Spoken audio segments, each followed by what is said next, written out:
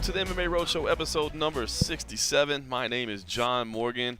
I am in Las Vegas, Nevada. My man Cole Coffee is over there getting excited about a very large frosty beverage that just happens to be sitting in front of him. This is ginormous. This is the biggest Bud Light I've ever seen in my lifetime. Count on John to find the biggest Bud Light available. This is crazy. I mean, I was a little worried. I see the bag, and you're like, "Oh, I got 2 beers," and you pull us out. This literally could feed all of us here I at have the a table. little surprise here as well. Oh, look at that! Oh, John, hook me up. We got things taken care of. Well, the other voice you hear there, of course, is Fernanda Prates.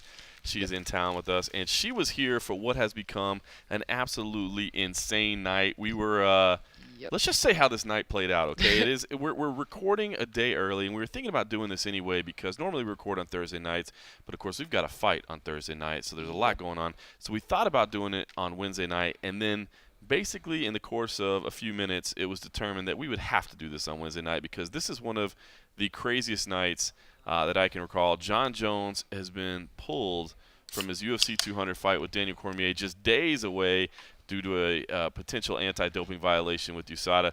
Fernanda, you and I were sitting down with the rest of the team over there at Beer House just outside T-Mobile Arena. We had finished up the weigh-ins for UFC Fight 990, and we got a mysterious phone call that basically said 2 people of your staff need to come to the MGM Grand right now, Studio A and B. You need to come talk to us. And we were like, I have no idea what's going on. I just assume I'd done something wrong. and I kind of assumed that you had done something wrong. We always assume Fernanda's done something wrong. Let's be real. Sorry, guys. Yeah, well, you know, it's the truth. I kind of assumed you had made a mistake as well. Once you were just wondering how bad. Oh my God, she's only been here 2 months. Not even 2 months yet. Yeah. So we get here. We get to MGM. We walk over. Left our food on the table. We should say. I had more chicken on my laptop than my belly. We ran over here and as we got here, we did see that there was quite a bit of media kind of hanging out. And so that made me feel a little bit better that maybe we weren't in quite as much trouble as we thought we were. And we got inside, and there was a press conference set up here. UFC President Dana White. I don't know what the delay was. Maybe they were because we had to wait for a while. I thought they were assembling like a lineup of people. Right. That's what we were thinking. I thought. Well, I was just thinking it was something more elaborate because it seemed like they were wrangling people or something. And they were like, hold on, just a few more minutes. Funnily enough, Dana White did ask us at one point, once the media was all inside and seated, Dana White did say, how many people think you're here because the UFC got sold tonight?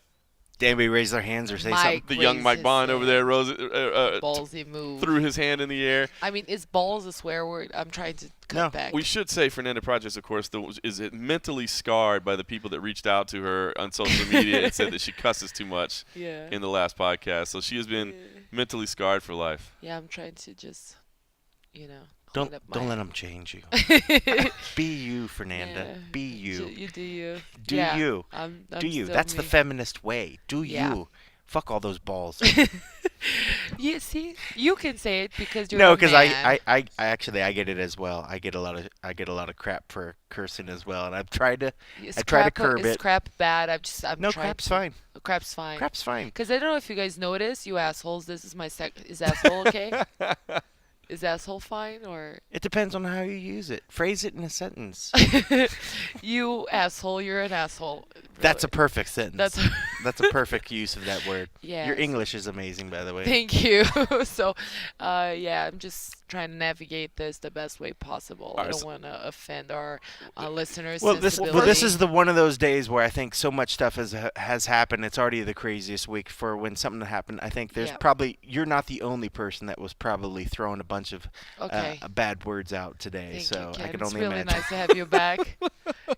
Protecting me from the haters. From the haterade I've been drinking. That's when they say you made it, right? When you get haters. Sorry, we digress. No, it's true. I've been watching this firsthand, dealing with it all week long. Yeah, so I was a little bit shaken by it. So no more F-bombs from Fernanda. But at least she's trying. Why are they so mean though? I'm not sure. What was that? I get Dan mean was people all the time. decent. I'll leave it at that. Wow. Yeah, it's my personal hater. I have one of those. He's probably gonna make a comment after. I was about to say. So if anybody's listening, they think Fernanda deserves a little positive reinforcement. Go ahead and hit her up on Twitter, because I'm good. I'm All just right. feeding the trolls. I like it. It's a thing that I do. I know it's crazy that you do that. All right, so we get in there. So Dana White tells us quite quickly that Thank you. See, they're nice Twitter people. the nice Twitter people over there A providing Twitter friend that I beverages actually over met here. in person for the first time today. This is Just fantastic. brought me a Diet Coke. So let's talk. Take that, haters. Dana White announces Jon Jones is out of this fight, UFC 200. Cold Coffee, now, they actually streamed this thing, so even though you didn't come over because, let's be honest, you were a couple frosty beverages deep already. I was. But granted, if duty called, I would have went. But I maintained duty. No, I actually was. I was glad. No, duty's good. Duty's good. Should we institute the swear jar? Duty and just do that. Oh man, that would fill up quickly. What would we do with the swear jar? Take the money and buy more beer? Can we do that? Then we just swear more. It's just it like sounds a vicious cycle. counterproductive. A vicious cycle. Now you got me forgetting what the fuck. Well, you were watching on the stream, so Yeah. what was no, your but I immediate reaction? actually heard through the grapevine, because even production and people on the inside, What? when they started hearing that, that's how I found out that they were actually gonna to You do have it a on mole? the stream. I do, right here on my eye. I call it a beauty mark. Thank you very much, John. It's not a mole; it's a beauty mark. That's awesome. But no, I did hear that they were possibly, and they even kind of got blindsided as well, that there was going to be, because nobody's really prepared for it, and most of the guys had went home. I'm like, the staff, nobody's prepared to find that USADA is going to drop a bomb. Yeah. So people have went home, and I've talked with other lovely UFC staffs that will not be named, and like staff is home, staff is shut down for the night, and for something like this to happen, they kind of just rounded up the wagons and dealing with what this is. So nobody prepared for it, but they did happen to broadcast it. So I actually sat over there at the lovely beer house, which is in the park, which is in front of T-Mobile, where we kind of made our impromptu headquarters for this evening, and was able to watch it. And honestly, I was one of the people too. If I was here, I would have did like young Mike Bohn and raised my hand. I thought the sale was imminent. I thought if anything else, it was. That's my guess. They were finally bringing it out, but I did not think that they were going to say that the main card had changed and that Jon Jones. I thought it was tested either for going to something. be a UFC sale or a Tough Brazil cast announcement. That's Yeah, sure. That's a random one. I figured they brought all the media together for Tough Brazil. All right, so immediate reaction. We don't know what it is, and we still don't know what it is. I mean, I think it's very important to say this right up front.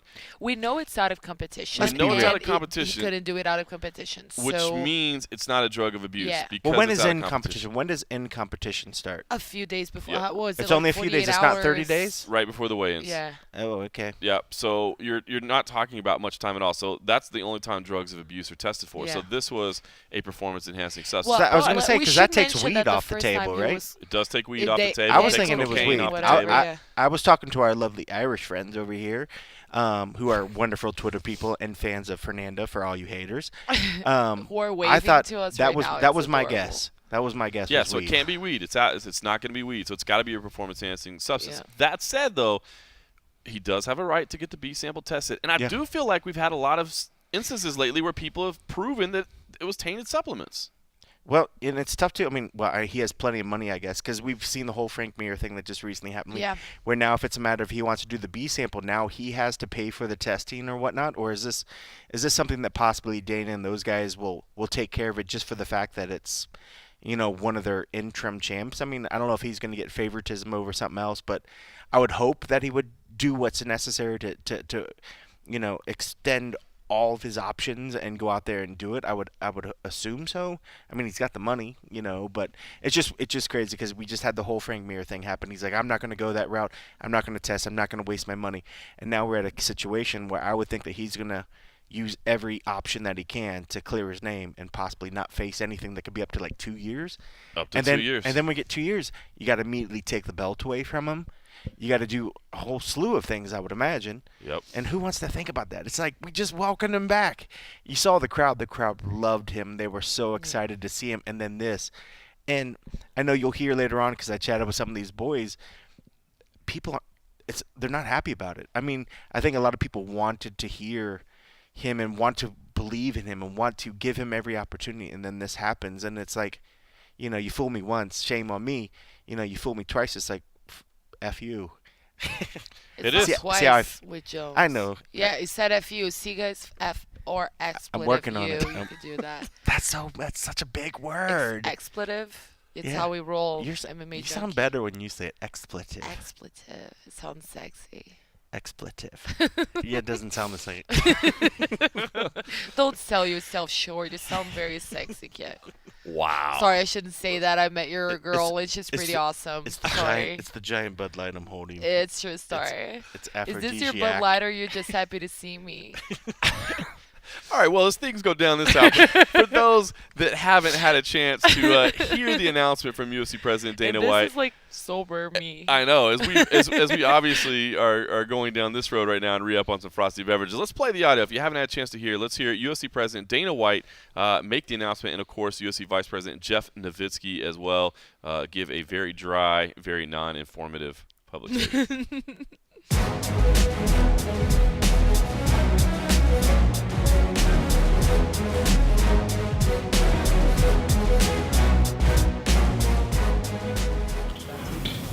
All right, gang. Thank you. These are hard to pull off when you organize them weeks ahead, so I appreciate you guys coming out early. The main event for UFC 200 is Mark Hunt versus Brock Lesnar. And I'm going to get a couple more people out here to talk. So just hang for a minute so we get organized. But the main event for UFC 200 is Brock Lesnar versus Mark Hunt.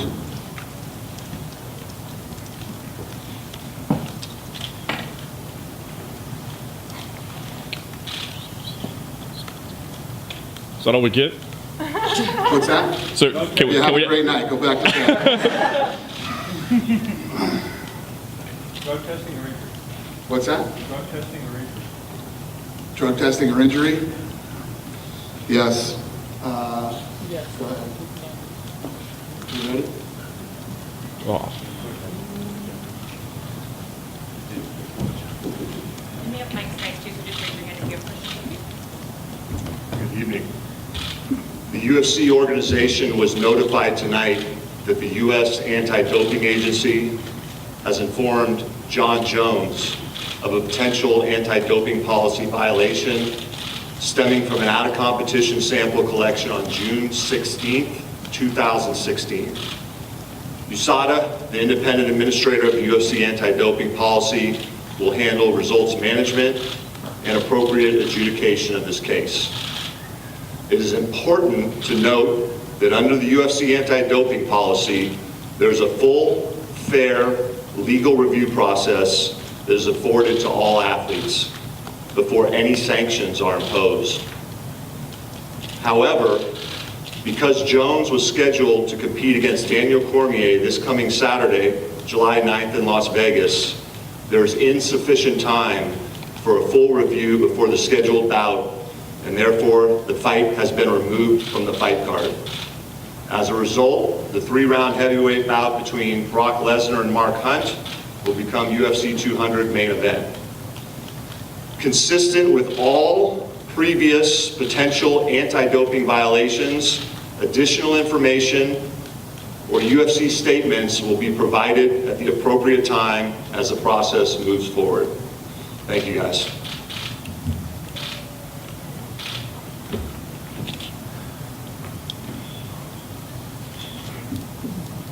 Boom. Is Jeff going to answer any questions or no? No. So, obviously, second time in 3 fights that Jon has done this. What is your reaction to it, first of all? And do you know anything more than, I know you can't say, but do you know anything more than what Jeff I has don't. done? That's all I know. That's all I know. And, you know, obviously he's got the chance to prove himself innocent before being called guilty. But if it's true, obviously super, super disappointing. When did you first become aware of this? Just whenever you guys got called is when I found out. Have you spoken to John? Have not. Or Malky, any representative of his? Have neither. Okay. So we have no idea. So the way that this process works is the Nevada State Athletic Commission is told first, then we are told, then they notify the fighters. My last question for you, and this will probably be better for Jeff, but do we know if he's requested the B sample to be tested at this point? No, nothing yet. No, nothing. Got it to you guys as quick as we could. Dana, with a bout of this magnitude, do we know why it took several weeks to get in the results?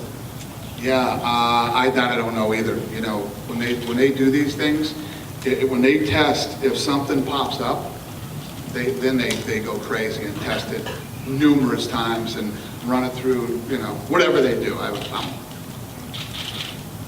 But they go crazy testing it, and they never give a result until they're absolutely positive.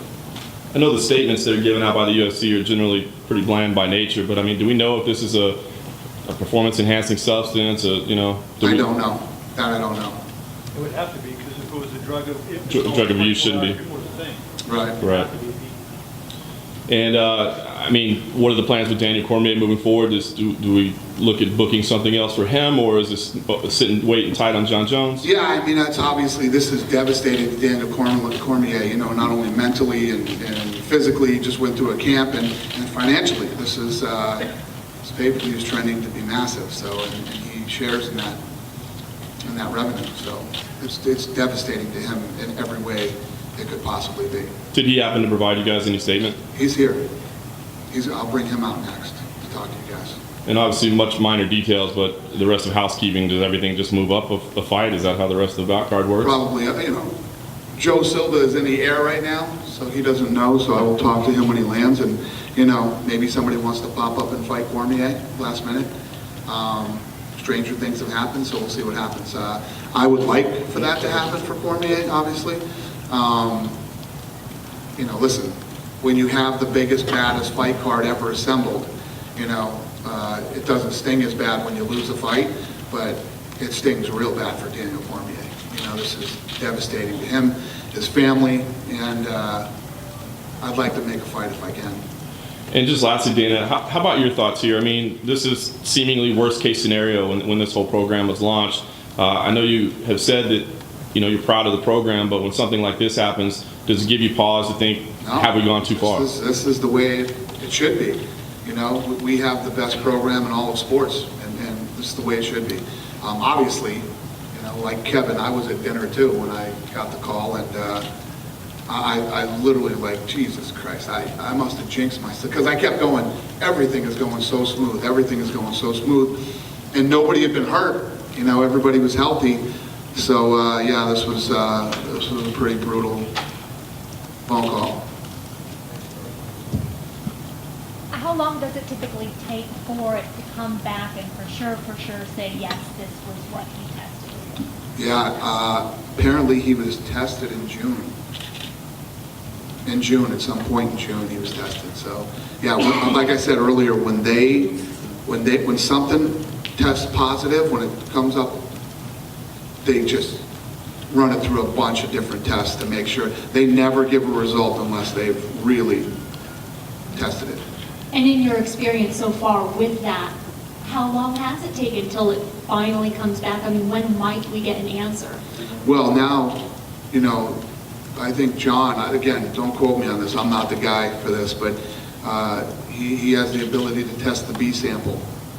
And he can have a representative there, he can be there himself, however he wants to handle that. And you said, I think you told Kevin, you don't know if the B sample has been tested yet? It has not. Has not. Right, because John was just notified. So it wouldn't be tested without his knowledge and his, you know, his ability to be there or have a representative be there when they test it. You haven't talked to John yet. What would you say to him? I haven't talked to him. What would you say to him if you could talk to him? I don't know. We'll see what he says to me. How hard is it to have trust in him, particularly just because it's such a big stage? such a big fight going forward? It's funny, man. I did the Jim Rome show today, and Jim Rome asked me about, Jon Jones and where he's at, considering all the things that happened to him. And I said, I got to tell you something. This is weird to say, but this might be the best thing that ever happened to Jon Jones because he seems like a completely different person, and the way he carries himself, the things that he's done, and then boom, this happens. And just a point, where were you eating dinner? What's that? Where were you eating dinner?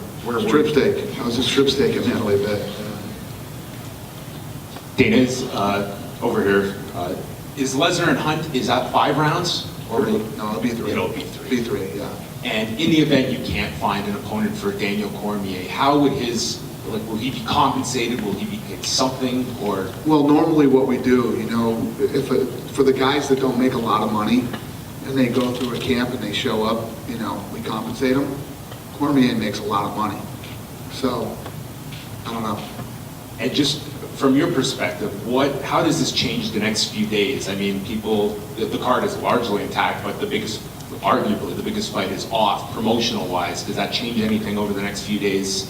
No, it's Lesnar versus Hunt, Like I said, if a fight of this magnitude is going to fall off, at least it's during the biggest, baddest card we've ever assembled. So, when you look at this card, even the Fox prelims are ridiculous, The Fight Pass prelims are ridiculous. It's an amazing card. So, I guess if it's going to happen, it's better that it happens here. Yeah, and last thing, if there's no opponent for Cormier, would a fight from the FS1 prelims move up onto the pay-per-view card? Yeah. Everything gets bumped up. Yeah.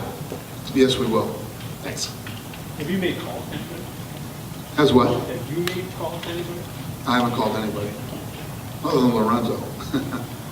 Dana, Lorenzo famously said at the press conference when you guys announced the USADA deal, it's going to get worse before it gets better. Is this more or less the stuff you're talking about? Yeah, but if you really look at what's happened with the USADA program, it hasn't been that bad. These type of things are going to happen, but yeah, it could have been a lot worse. Yeah, and this is the 4th time Jones and Cormier has come together as a fight. Are you willing to go back to the well a 5th time on this fight? It's pretty crazy. I don't know. We'll see how this thing goes down. Jones might get 2 years for this, We'll see. Is there any kind of protocol for you to follow? If this is a positive test that stands, given his history from before, what would the penalty be? Yeah, it's going to be USADA will decide that. USADA will decide what the penalty is going to be and what's going to happen to him. Just curious, Dana, what would a fighter have to do to step in last second against Cormier? Would it have to be at the top of the rankings, or would you be open to sort of a fighter lower in the rankings who's really keen to jump in last second? Would you give that fighter an opportunity? If they're watching right now, what do they have to do to get that spot? That's a good question. I don't know. We'll have to see who wants the fight, who steps forward, and realistically, how good of a fight we think it would be. You know what I mean? This is the best card ever.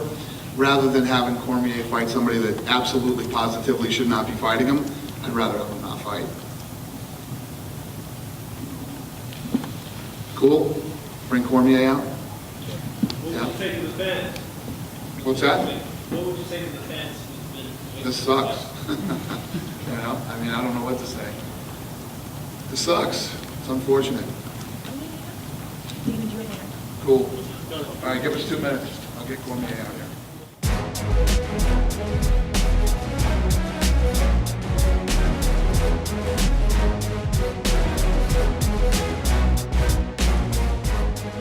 Welcome back to the MMA Roadshow. That was Dana White basically having to sit in front of all of us and say that his main event had fallen apart for UFC 200. Now, Fernanda, I do want to ask you, I've heard some people say, because I want to know how you feel on this, I've heard some people say, props to USADA.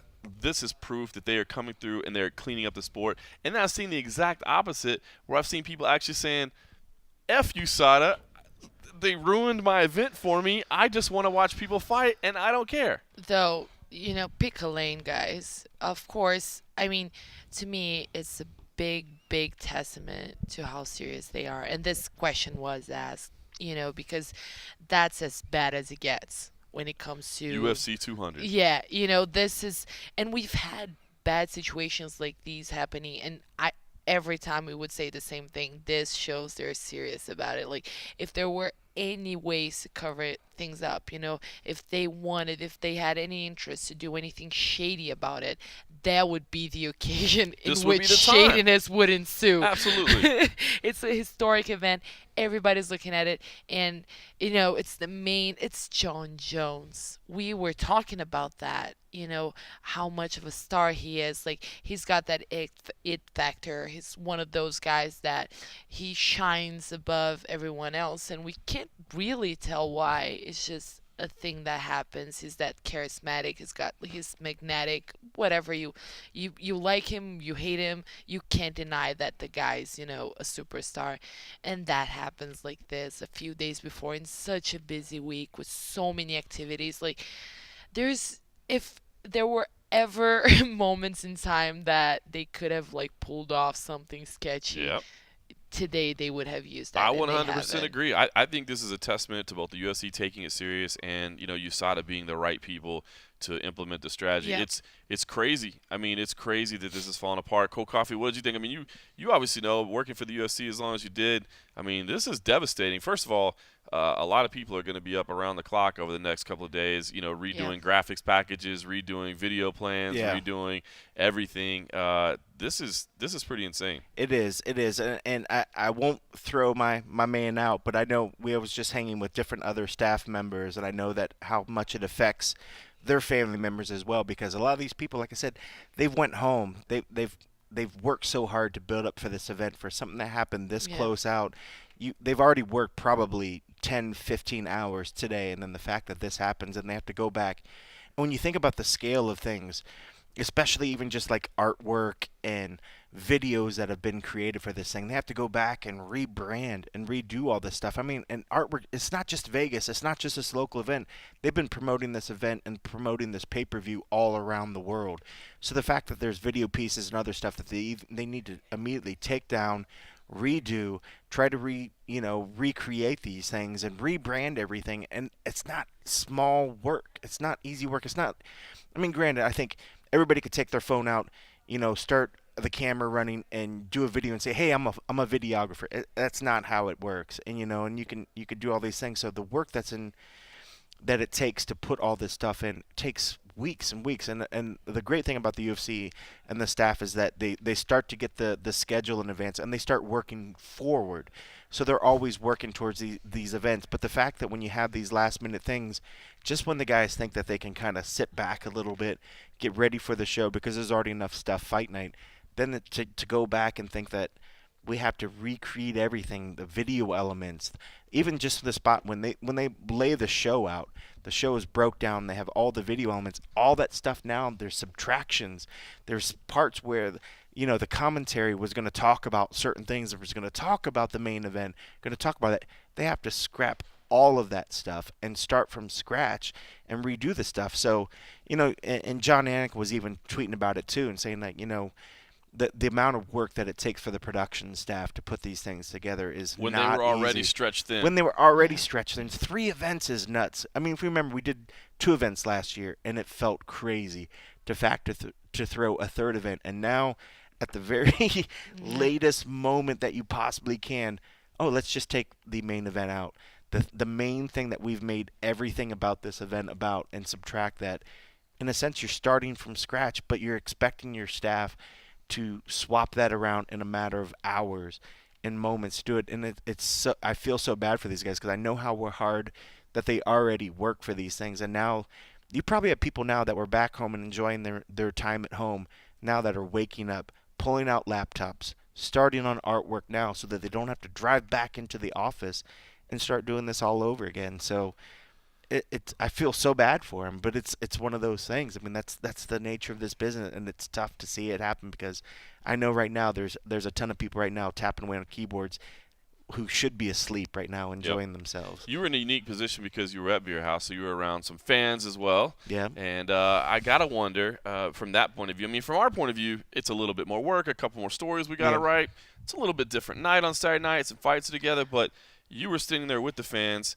What was the fan reaction like when you're saying, you know, I paid good money to see UFC 200. I booked my hotel, I booked my flight, and now I'm not seeing the fight I wanted to see. Well, what's crazy, I mean, these are diehard fans. Granted, I think we have some of the most unique fans in the world that follow this sport, and especially that the individuals that are able to come over and experience it in Vegas. And I kind of go on to ask these guys, and you hear a little bit about it. I decided to tape some of the segment that we actually was chatting with these guys, and luckily they were gracious enough to allow me to stick a mic in their face and ask questions about it. But these are guys that take their hard-earned money, and they want to come over in Vegas, and they want to see Jon Jones fight.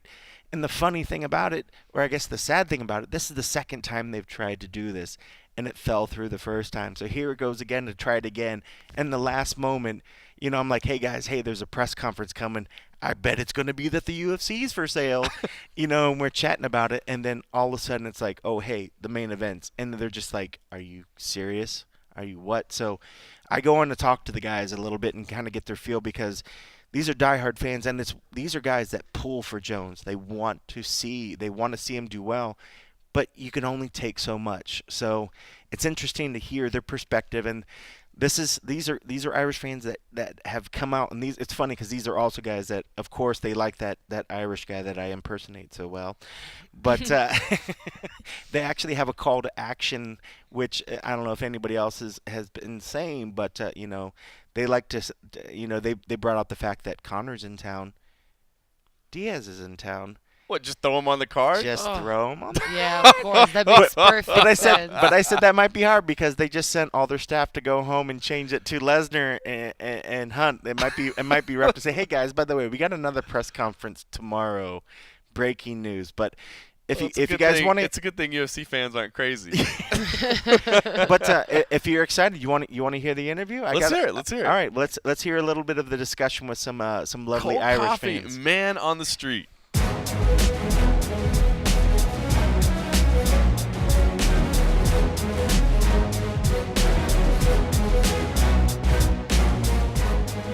All right, guys. Hey, I know we're having a segment. I know I've had the cold coffees conversations and whatnot, but while the boys, John and those guys, are still across the street, they're still digesting the news of what was just dropped. And we had Jon Jones, of course, the USADA, and I'm sure we've been talking about it in this segment. It's now just getting popped in. But Jon Jones, the USADA, came out there and said that he had an issue, and now he had to get pulled from the fight. But my lovely friends here from Northern Ireland, Gareth, Daniel, and Stuart, who have came over, and this is the second attempt, I believe, that they've tried to see Jon Jones. So I decided I wanted to get a fan reaction and talk it up. So here I'm going to go ahead and open it up in a little bit. But guys, tell me, how are you feeling? I mean, you just came over here and you're trying to do this thing. You're trying to watch Jon Jones, and then the last-minute breaking news. You know, we see our drinking partners have to leave and go to some secret meeting or whatnot, and we find the worst thing out that we could possibly think. And Jon Jones is pulled from UFC 200. So what are you guys feeling? Sad. I'm a sad monkey. I'm sorry, I really am. It's so bad. It's the fact that the first time it happened, I'm a bit of a Jon Jones fan, so I am. But the first time it happened, it was a few weeks out, so I knew before I came here that he wasn't fighting. So I kind of accepted it. But this time, it's just a low blow. It's just it feels like a low blow right now. Yeah, I think the biggest problem is that whenever you're going to an event and you know what's going to happen in terms of, you know, co-main event, main event, and then like 3 days out, you know, a guy who's already dropped out of a main event, it's like it's hard to take, you know. And I mean, but at the same time, what are you meant to do?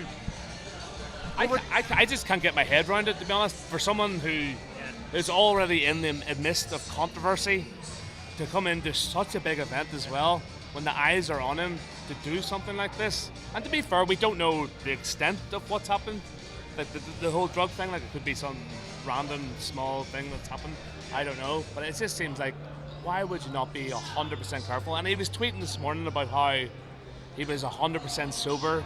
He was clean and everything, and then this comes out. It's just a low blow, as I say. It's just so bad, hard to take. And it's got to be a little extra tough because it's not like you guys just picked up from even New York, which is a 2,000 some mile trip.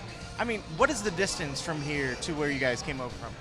It's a lot. I mean, it takes like 16 hours to get here, give or take, for flights. Yeah. So it's like whenever you're talking a day. Yeah, a day. You're gonna lose a day. So whenever you're putting that kind of time and effort and money into it, and then you come over here and it's like, all of a sudden your fight gets cancelled. It's like, it's a kick in the balls. Especially after what Jones has been through. Yeah, exactly. The whole hit and run, getting tested positive for coke while he was out, and then potentially getting the same thing again. Well, I gotta ask you guys. I mean, because you guys are fans. You want to come over. You want to watch Jon Jones. Does it do something? I mean, is your perception of Jon Jones changed?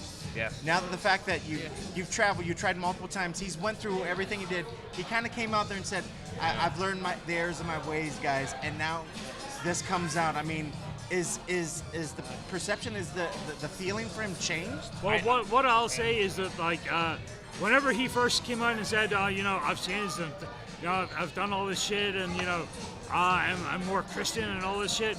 It's like, I didn't buy it the first time.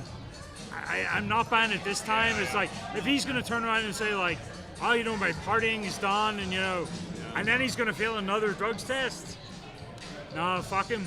I'll be honest, I sort of bought it in a way that because I like him so much and he's like, he's undefeated and all that, you kind of want to follow those guys, and there's very few of them left, and he's such a big character as well. I sort of wanted to believe him, but now I'm just like, no, I'm done with him now. I'm so done. Switching gears a little bit, you guys kind of mentioned there's a couple gentlemen here in town that you mentioned that would be fun to hop on this card. So kind of sell it a little bit. Who else is in town, and who do you think should step up and hop on this card? If Connor and Nate aren't doing anything on Saturday, then I don't think they're busy. There's two guys I know. Yeah, Connor and Nate, they're there. It's like, throw a shitload of money at them, get them to go at it. It's like, it's what motivates them. Yeah, it's like, it doesn't matter about the weight. Yeah. Go for it. But when we organized this trip, we had in mind that that was the fight that we were going to see, Diaz Connor. So just do it. They obviously don't give a shit about anything, either of them. No, so end of the day, money talks. So if the money's right, so they'll be there for the fight. Save it. Yeah. Well, finally, we do know who now is the main event. So give me your little thoughts on the Lesnar and Hunt fight. Mark Hunt knockout, second round. Second round. I love Brock, but I fear Mark Hunt. I do.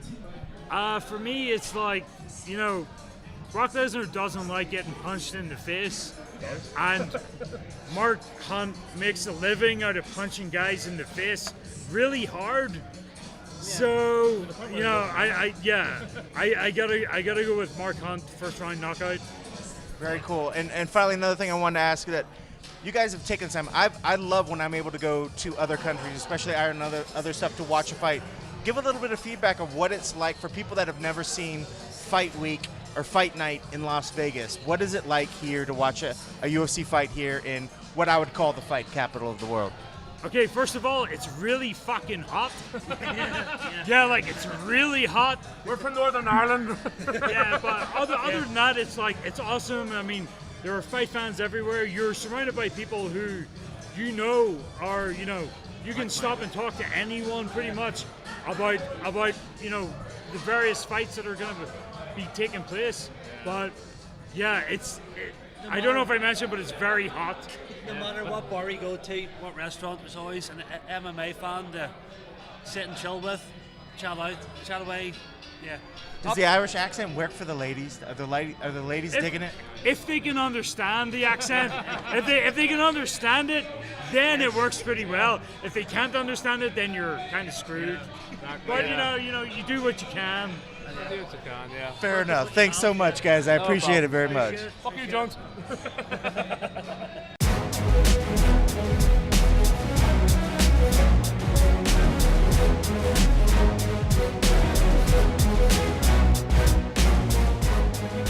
So cold coffee, doing it big there, getting the instant reaction from the fans there. Now, what really happened is you were just drinking frosty beverages and didn't want to leave, and then you got stuck having to work. But, yeah, pretty much. But you made good use of it. Pretty much. That's how it worked. Listen, here's the interesting stuff going forward. Now, this is still all playing out. I mean, literally, as we sit here and record this, I mean, we just barely heard about it a little while ago. Yeah. Here's what I'm interested about. Number one, let's not forget, Jon Jones is on probation. I don't know that using a performance-enhancing substance would necessarily be a violation of probation. Probably not. But if it's an illegal substance that's actually, if it's not something that just happens to be banned by USADA but not like actually illegal to possess. That's speculating so much, though. True. Yeah, we definitely don't know this yet, but it's something to think about. Like, could this It's pop at their discretion. They could actually How do it. does it work, anybody on though? probation, you're pretty much at the discretion of the enforcement system. They can do whatever. I'm not going to say I know a whole lot about probation, but I may know a thing or two about probation. I mean, you might have been on probation. I didn't say I was on probation. I might be on probation right now. I didn't say that. But I don't want to speak without my lawyer present. I think there's kind of like some moral clauses in there too, where they can just come up with like a generic, you were cheating, so you were. Really? Violated your probation. I don't know how you guys are like in terms of steroids. Is every steroid illegal? No, there's some stuff that's legal. That's what I think. Like if it's something that just happens to be banned by USADA or WADA and it's not actually illegal, I can't see it being an issue. But if it does turn out to be something like that, it just does make me wonder a little bit. I don't know. I think we just might be speculating a little bit too much. Of course, like we're left what the hell with else a are we lot gonna of do? speculation. It's midnight on Wednesday night. We're supposed to be enjoying a frosty beverage, or maybe eating, or just like being human, I guess. Yeah, we're supposed to instead. Taking a shower, which would be awesome. Have you not showered? I have showered Can at you like not tell? 7 a.m. Well, she's a few chairs over, so right now, maybe my sniffer's not I'm sparing working. you from my scent right now. I appreciate it. Or do I not appreciate it? Am I missing out on something? Pheromones. All right. Well, let's talk about the other thing, Jon Jones. What if? I mean, let's say he does clear his name somehow. This turns out it was a tainted supplement. Yeah. Is there any? But there's no way people ever forget about this, right? I mean, Jon Jones haters are some of the most vocal haters in the sport. He's I feel fueling the haters so well, though. Like, that's the biggest problem right now, is that when we talk about Jon Jones, we're not talking about second chances. We're talking about fifth chances. I think, and again, we have talked about this in the past, like the Tyra gift thing. Like, it's pretty much everybody wants Jon Jones to do well, and we really want a redemption story. Right. We've been pushing that narrative all the time, and this is not it. We ask him, we media fans, like, is this your redemption? Is this? I think people wanted to see that. People sort of wanted to see him win and just go full circle and just believe, like, wow, this guy, he screwed up in the past, but now he's back. And we sort of wanted to see that storyline unfold. I agree. And then he keeps like throwing it to the ground. And again, we don't know. It's all speculation at this point, and I think we might. But hear it's just something hard tomorrow. not to. It's hard not to continue to think about it, to think about what the possibilities are. Yeah, of course. I mean, again, like you said, it could be nothing, and we could be like, wow, that was like we lost the main event because of something so silly. Right. Or he could have done something that Can you imagine that? What if they test the B sample and the B sample's clean and USADA just has to go, my bad. Sorry about that. But again, we're giving him the benefit. An unnamed person behind you is shaking his head saying that will not happen. But we're giving, we're giving him the benefit of the doubt in a level that we have not given anyone else before. Usually when a guy gets the notification, everybody just collectively sighs and says, of course he did. Yeah. And then with Jon Jones, we're kind of like, oh no, maybe he took some, whey protein that was wrong or whatever. We're just, that's, to me, that comes to show how much we want to just pull for Jon Jones and collectively. And, I at this point, like I said, it's all speculative. I'm very curious.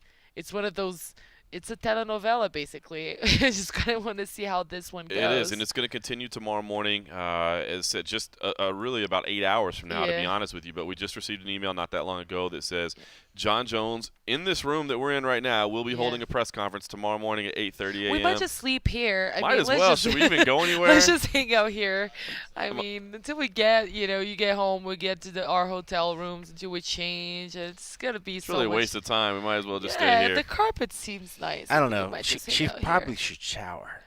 Probably should shower. That is true. I think I really need to shower. Well, Cold Coffee, let's talk about Daniel Cormier. You guys didn't get to see the Daniel Cormier. I was so mad about that. Like, why they turned the stream off absolutely killed me. I don't know if it was just a matter they just were like, hey, Dana's going to make a statement. Then after Dana, feel free to turn the stream off. So Do you think it's just a miscommunication probably? It could be. It's happened in the past where they've shut it off where the people in the truck didn't realize that, hey, there was something else going to come because, let's be honest, they don't really pay attention to what actually gets said. So they probably missed out on the fact when Dana said that Daniel was going to come. So it's unfortunate because, from what I was hearing, third party, I would have loved, well, not that I'd love to see somebody up there really sort of pleading and in a bad sort, but I would have appreciated to see Daniel because I know how much this fight meant for me because it leaves a lot of questions. I mean, I don't know if Dana said anything about what sort of money, if they're going to even. I mean, it's one thing if a fighter's done and he loses and he loses a fight and the guy's maybe making 14, 20, 30,000. I can see where the UFC's like, hey, feel bad for you, bro. We're going to give you show money. They can't give show money when a guy was probably going to get points from the pay-per-view and stuff. That's exactly what Dana said, and that's why I kind of want to lead into because you guys didn't get to see it. I will say right now, Daniel Cormier was fighting back tears the whole time he was standing up there, and obviously so. He had literally just found out minutes before he was brought in to speak to us, and the emotion on his face was evident. He was fighting back tears, and I'll say right now, I don't think the guy should fight. They're saying that maybe they can get a fight to him. But he wanted to fight, though. But not. He wanted to fight Jon Jones. No. I don't think he wants to. Would you put him up after what you saw? Would you put him in a fight on Saturday night? But he said that he would like to fight because it would be. That's the thing, though. You're talking about compensation. He would like to get the money, but he's not going to get that money unless. Well, I mean, I guess he still could get points because it's on a contract or whatever, or something like that. He might just get the pay-per-view. I mean, and it's going to be a huge pay-per-view regardless. So it's probably honestly, that's what I was thinking the entire time. But there's probably a clause in there that says where if the fight has to drop, they don't have to pay him squat. So I can see where the UFC and that's maybe what Dana said. Let's maybe just not. No, but do Dana that. flat out said that. So they asked him if he was gonna, how it would work, because sometimes you have a fighter who will withdraw and the other guy will get the money. And then they asked how Dana would go about this one, and he said, well, when the guy doesn't make that much, we pay because he needs to cover his camp expenses. But with Cormier, we don't know. So, and Cormier said it himself, he couldn't fight a very big dude, but he would fight. What he said was he always works with the UFC, so if they think it doesn't make sense, it doesn't make sense. But he said he would be up for it. But it might be money, though. And I know that he said. And just the preparation as well. And I know that he said that he'd be willing to do that. And Dana said that he'd like to try to put a fight together. But I'm telling you, after the emotion and the devastation that I saw, I think if I'm Dana White, if I'm anybody at the UFC, I just say, we can't have you fighting. Because I just don't think his head will be there. I mean, for him, you know how much this sport is mental. Yeah. You know how much this sport is mental. He was tearing up. He seemed like he'd been crying. I don't know. He looked completely devastated, and it was such a genuine thing that we don't usually see that much. He was wearing his heart on his sleeve during the entire press conference.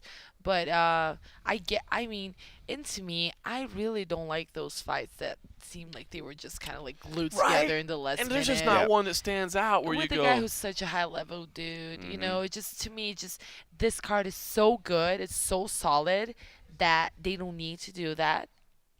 I wouldn't do it if I were the organization. Right. I wouldn't just do that disservice. I would, but at the same time, I can understand that standpoint why he would want to do it. Yep. I think financially I don't know the terms of the contract, but there might be something in it for him. And can you imagine, I think about myself. Okay, so I'm writing something on my computer, and I write an entire thing, and it's deleted, and I just want to shoot someone. Right. Imagine doing it. You're doing a fight camp in the highest level for, say, 3 months or 2 or something. It depends from fighter to fighter, and you have that just kind of nah, not gonna happen. And then your mind goes off. He doesn't even know if he can start eating now. Great point. Yeah. He's got to keep cutting weight if he's got to fight. He doesn't know. So, and after that, what do? you do keep your camp? Do you stop? Do you start over? It's, to me, must be such an emotional roller coaster for the guy that I can't understand why he would just want to fight. Like, let's just do it. Let me get this fight and I'll just stop and restart, Crazy. Well, for those of you that didn't get to hear Daniel Cormier because you were not able to check out the live stream and haven't had a chance to see the video on MMAjunkie, I did want to play that as well because it was raw. It was very, very raw, and Daniel Cormier again was fighting back tears the whole time.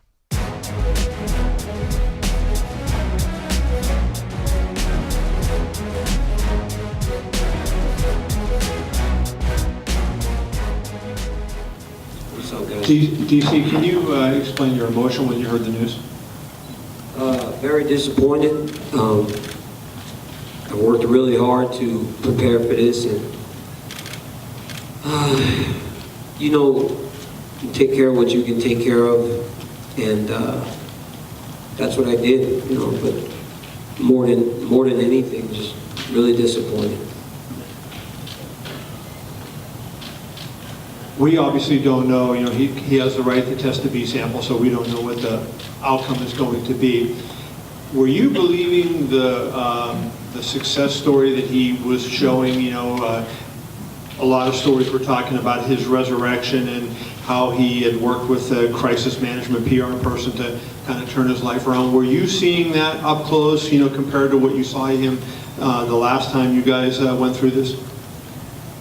Honestly, I tried to make it a point that stuff was irrelevant to me because I was worried about the fight on Saturday night. I spent a lot of time in the build-up to the first fight dealing with emotional stuff and out of the octagon stuff. And I just, after the press conference in March, I just realized that I cannot fight this battle for everyone. I have to fight it for myself. So my focus shifted. It was on me and my family, my team, and just representing the company to the best of my ability. Can you compare this to the Olympics? Is this in any way similar to what happened to you in Beijing? Disappointment's similar, but in Beijing it was my fault. I'm the one that didn't manage my weight in the best way. But I did this time. I've done everything right. I put myself in a position where I felt like I could win this fight. So to hear something like this it's very sad. From a competitive standpoint, from a financial standpoint, there are a number of ways in which this is disappointing, and I really don't know exactly how to explain how I'm feeling right now. This may be a difficult question, my last one for you. You may not be able to answer it given what you just said, but if Jon is ever back, would you ever go through this again? Would you fight him again, given what you've been through with him, and this is the fourth time you tried to fight with him? It's very disappointing. I've always fought whoever the UFC's offered me to fight. So I guess if Jon was back and the fight was the fight, then of course I would take it. I'm just here to fight. I'm here to fight. I'm here to fight and try and be an example for kids to look up to and know that, regardless of your circumstances, where you start, it's how you finish. And if you do the right thing, and be nice to people, care about people, people care about you. And I'm just here to be a light for people to follow. I've made a lot of mistakes in my life, just as everybody else has. But I'm just right now trying to do things in the best way that I can, as a 37-year-old man. Daniel, Dana said he doesn't really want to make a fight just to make a fight for you on Saturday, but if you had it your way, do you still want to compete? Do you still want to fight on this card, or how do you feel about it right now? I've trained hard and long, and if anybody would fight, I would fight. I mean, why not, but I understand the difficult task it would be to get someone to fight me on 2 days. Obviously, I'm willing to fight up, put some weight, 225, 220, I'll fight. It doesn't matter. I just can't really fight like a really big guy right now because I've been kind of shrinking my body in order to make 205. But, if it doesn't make sense for the organization or for me, and it doesn't make sense. You know, we have always been in tune, me and the UFC, and we've made these decisions together, and I'm assuming that's what we'll do this time. But if the bosses say it doesn't make sense, it doesn't make sense, I won't do it. And when would you need to really know that decision? Are you going to continue going through weight cut? I mean, obviously the scales are open Friday 8 to 10, so when does this really need to be figured out for you? You know, I really can't answer that, you know, because I really don't know what's next. If you could stop for a second and try to understand like what I just heard, you know, less than 45 minutes ago, to look to the future is very difficult. So, I don't know. I really don't know. You know, it's 217 pounds this morning, you know, so I need to see what comes next. So, you know, it's difficult to ask somebody to step into this situation. I understand that. DC, we talked 2 weeks ago, a week ago, whatever it was, and you said when you were talking about the Jon Jones you saw at 197, that's the real Jon Jones. And you mentioned to me specifically at that time, with USADA and the new IV rule, this is the new Jon Jones. Did you have a clue? I mean, at that point, was there something in your head you were curious about, or because you did mention that specifically? You know, I'm not a guy that really likes to step on someone's, you know, I'm not a guy that likes to like pile on to somebody, you know. Doesn't really matter who it is. USADA changes a lot of things. You know, they are a great organization that is going to clean up our sport. And, you know, I see people say things like, this is the USADA want this. I mean, the UFC, they did this. They didn't have to do this. They decided to clean up the sport, so you're going to have casualties. I guess in regards to that, and again, Jon deserves due process, but this is true, you know.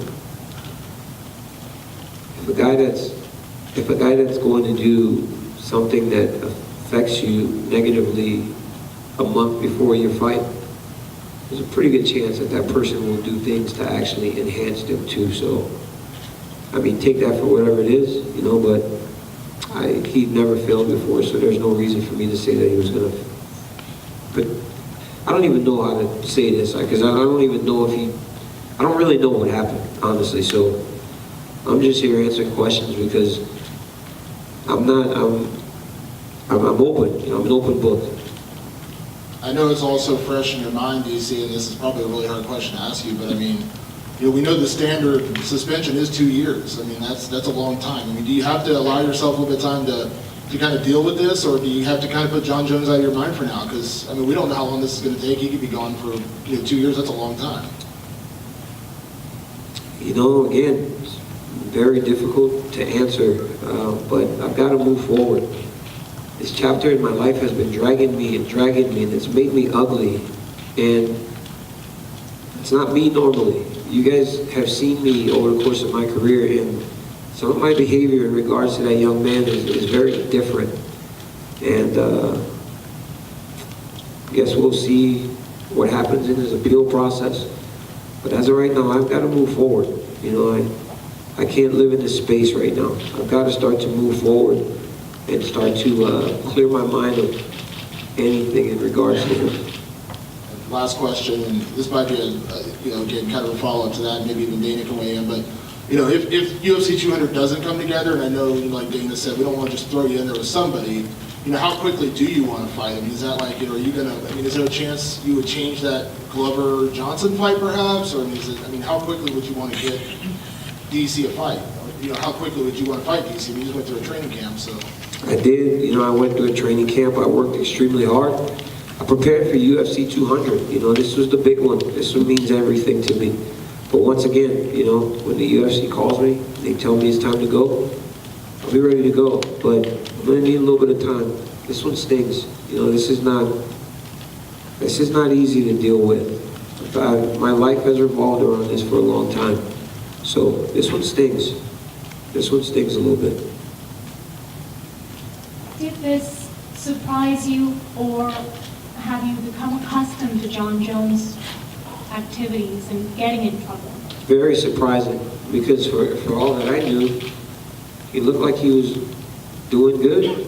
You know, everything that he said, you know, he said all the right things. He had put a team in place to manage him on in all the areas of his life, not just inside of the octagon with his coaches, but he had a life crisis management coach. You know, his managers and friends have been closer to him. So it's very surprising. Hey, you know, man, sometimes I was very hard on him, but at the end of it, you know, if he was doing better, you know, who am I to be the moral police? You know, I've made a lot of mistakes. I've done some things in my life that are terrible. You know, I've been through a divorce, you know, because of things that I had done outside of my marriage. I'm not perfect. I've done a lot of negative things in my life, but I try to just improve on them as I move forward. So if everybody that's given me chances, you know, obviously deserves a chance if he's going to do the right thing. So I'm not the moral police. I really don't care all that much to just judge him all the time.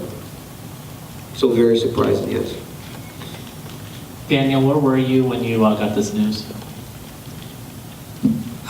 The last hour and a half has been very tough because I got a text from Dana and he said, hey, what are you doing? And I was like, nothing, I'm just laying down resting. Got to train at 8:45, try to lose some weight. And I asked him if it was about my shoes or something. And he was like, no, it's not about your shoes. Can you meet me at 8 o'clock? It's this very bad feeling in the pit of my stomach, you know, because as you guys know, I've dealt with a lot of negative in my life in terms of bad things happening. So I kind of got that feeling like, this guy always gives me good news. You know, this guy calls you with a 7-figure check, like, dude, you're rich now.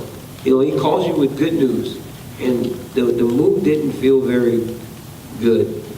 So it was scary. And so I came here, I was actually early. It's probably the first time I've been early for anything, but I needed to know. But he's usually the good news guy. And today he had to deliver some pretty bad news and was very good through it. You know, I appreciate the way that Dana handled it and the fact that you were actually there to console me and really kind of walk me through everything. Because in those moments, you know, a lot of times you really do need someone. And, you know, even if it's just a hug, you know, put your hand on that guy's back. Sometimes you need support. That's what I've always got from the UFC. Cool, we're going to wrap it up, guys, okay? Thank you, guys. Thanks for coming late. Thanks, we appreciate it. Kind of a downer, you know, big, awesome weekend and great fights. And so it kind of sucks, but what are you going to do?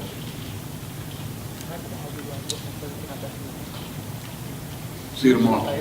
Do you any chance, does this violate Jon's probation if there's an issue there? If there's what? Violated? Probation? Can't be good.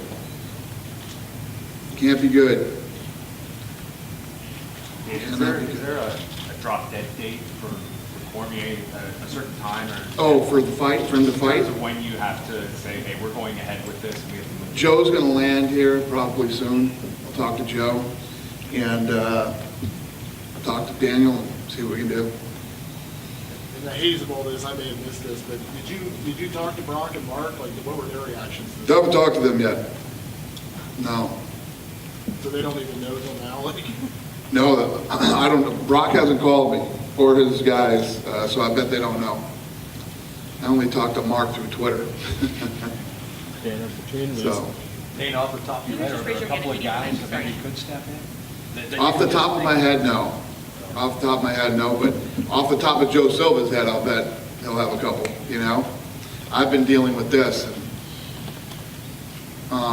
obviously, like he said, telling him he was a mess, you know. It was cool of him to come out and talk to you guys. I didn't know if he was gonna, because he was a mess. So, stuff. You know, Patrick Cummins level guy too low? Did what? A Patrick Cummins level guy too low. Last time you had this situation, you fought Patrick. Yeah.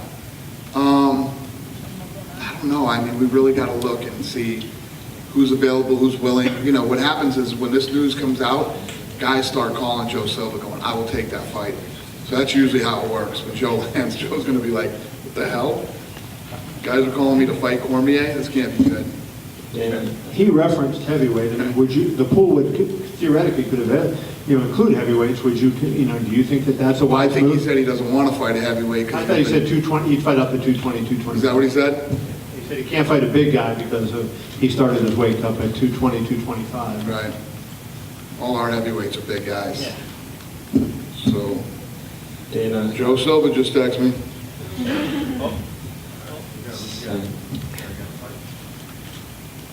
You want to call him on speaker? What the fuck happened? Lorenzo, it's a group message between him and me. And Lorenzo said, welcome to Las Vegas. Dana, between losing the Diaz-McGregor fight and then now this on this card, how much of the financial burden has all this been on the company through like promotional material and all that kind of stuff? Yeah, that's part of the game. That happens. Our team will literally be working all night now to flip all the spots that are out there, pull them back and put Brock as the main card. It definitely sucks and it's a problem, but this is what we do, Is Tate Nunes now coming? Oh yeah. Joe's getting texts already with guys who want to fight Musasi. I'm gonna get to work. Okay. I'm not fight Musasi. I want to fight DC. Musashi wants to fight DC? Cool. That's what you're saying? No, I don't know why I said Musasi, but I meant DC. Yeah. Thank you guys. Appreciate it. Have a good night. Thank you.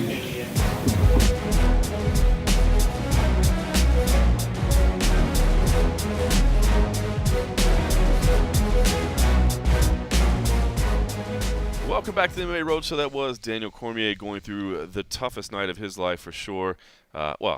He mentioned some other tough nights in his life with bringing out his divorce and some other things. Of course, the Olympics were bad, but this had to be right up there with him. All right, brought on a couple of new partners here. The young Mike Bohn was here, as well as was our good friend from the UK, Simon Head. Simon, let's start with you. Certainly not a night that you were expecting to have. I know you've heard us kind of recapping all of our thoughts, but tell us what we missed and just give me your take in that special Simon Head way. It was kind of bizarre, the whole way it played out. The way we were given notice that we had to come over here.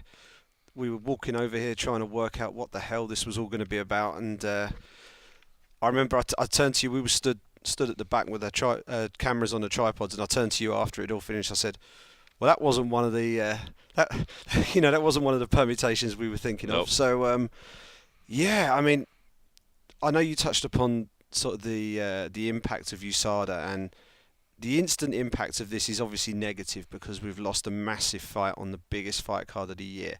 But if you can look beyond that, it's a victory for clean sport. If this guy's been found to have taken performance enhancing drugs, and given that it's an out of competition test, that is the suggestion right now. If it all goes through, and that is the case, then what this is showing that is just a further evolution of the UFC and the way that they run this sport. It used to be like the Wild West. It was and you look back at Pride back in the days where the contract said you will not be drug tested. Crazy. It's as far removed from that as possible. What we've got now is a legit regulated sport that is being held to the highest standards possible. And me and you were both in that USADA briefing a few months back, and they told us that this is the most comprehensive anti-doping policy in professional sport, and there isn't a close second. So that in itself is a big statement, and we knew from the minute that this policy was put in place that we were going to see some casualties, and we've been not waiting for a really big fish to get caught in the net, but there was always going to be the possibility that one would get caught one day. We haven't had full confirmation yet. We need to make that very clear. But arguably as big a fish as you could get in the UFC has just got caught in the net. This is worst case scenario. There's no doubt about it. Brock Lesnar, Mark Hunt are now the main event. Yep. You have made the trip over here from the UK. Still a pretty big card, and I got to say that Brock Lesnar versus Mark Hunt is still a pretty big fight for an entire different kind of reason. Well, but I thought he just came for Ross Pearson. Young Mike Bohn got jokes over there. He's got some banter. I mean, what? Give me an idea, like from a UK perspective, from your company's perspective that paid to send you over here for the biggest card of all time. I mean, how bad does this really impact what happens on Saturday night? Honestly, not that bad. I kind of think so. Right, and I'll tell you for why. Brock Lesnar is such a traffic driver. Professional wrestling is huge in the UK. It's probably second only to the US. I mean, there's a big, strong scene in Japan, but in terms of the WWE, the UK is such a stronghold for them. And anything Brock Lesnar does is big news. The fact that he's come back to the UFC is huge. If we're looking within our own little MMA bubble, we've just lost the best fight of the week. I think if you're a hardcore, you're pissed and you're disappointed. If you're a casual, I think casuals, I don't want to say they're more excited about having Brock in a main event, but I think you're right. I don't think this is going to be like absolute devastation for UFC 200. No, and Dana made the point up on the dais there when he was announcing all of this, and it's a slight silver lining to this rather dark, dingy cloud that's been cast over this weekend. The fact that this is such a stellar fight card. If this had been on some really sort of cobbled together fight card that wasn't really that star, sort of full of stars, it could have killed the event stone dead. But we've got the best fight card that arguably has ever been put together. Everything just moves up one place, and the only shame is that the main event will be a 3-round main event. Totally unreasonable, by the way, to ask them to have a 5-round main event. Also, completely academic, because if that fight gets to the third round, I'll be amazed.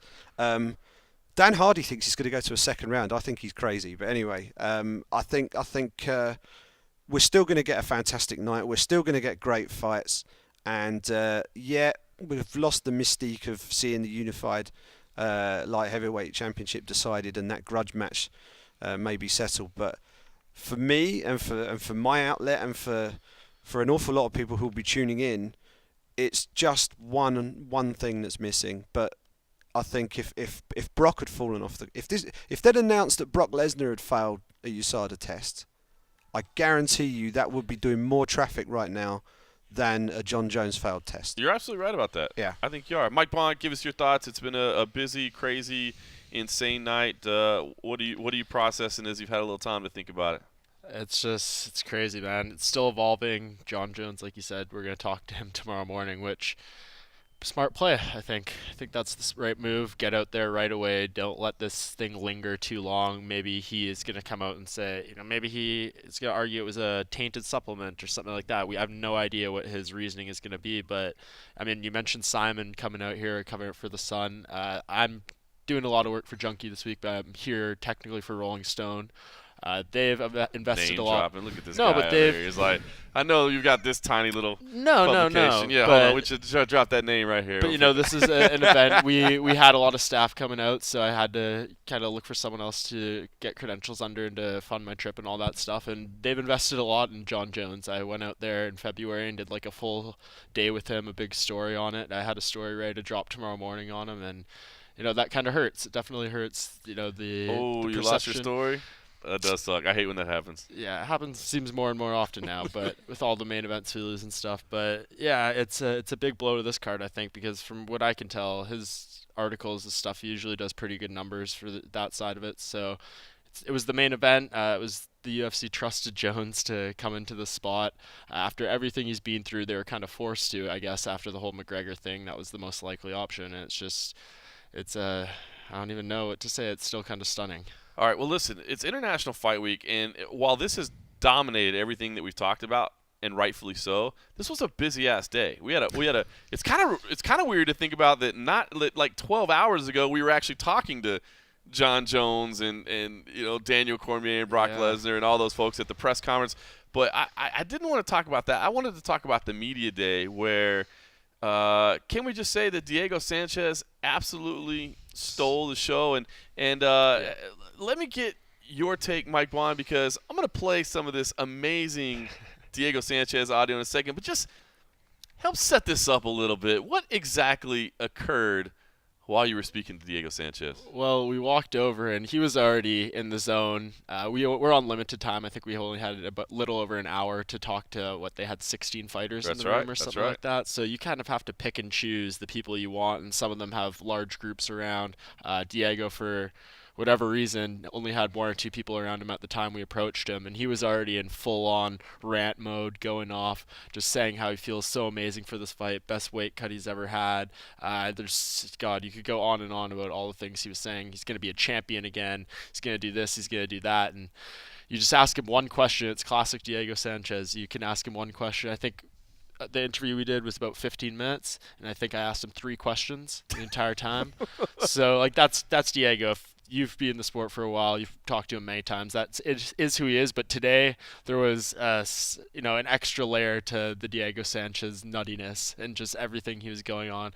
Half the stuff he was talking about I didn't even understand. He was saying this weird thing about how he went to whatever doctor and was getting brain rejuvenation from the shots he's taken to the head over the years. It was really weird stuff, but compelling as well, because he said he had some balance issue where he would always lean forward because the front of his head was I don't even know. I can't even explain what this man was saying, but it was hilarious. It was fascinating, and it was just the most classic Diego Sanchez you're ever gonna get. And he says he's 34 now, but he looks like 24 is what he was saying, and he wants to be a champion again, which, I don't necessarily buy that. I think Diego, regardless of what he says, how he can do 20 hours of yoga a day, I think he's taken a lot of damage, put a lot of miles on his body, and I think he's still towards the tail end of his career, but he's capable of a fun fight. He has still never been knocked out, any of that stuff, so I think him and Joe Lozon is going to be an absolute barn burner on Saturday. I do, and because this day has sucked,